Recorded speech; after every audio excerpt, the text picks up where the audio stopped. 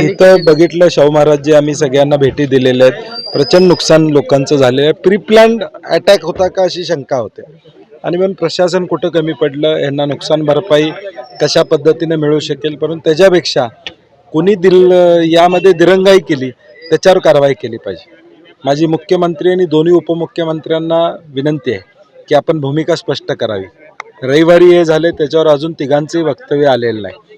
किमान हे घडलेलं आहे, हे चुकीचं घडलेलं आहे, त्यांच्यावर कारवाई करणार असं म्हटलं पाहिजे. आणि खऱ्या अर्थानं ज्यांनी यात सामील आहेत त्यांची नावच नाही आहेत यामध्ये.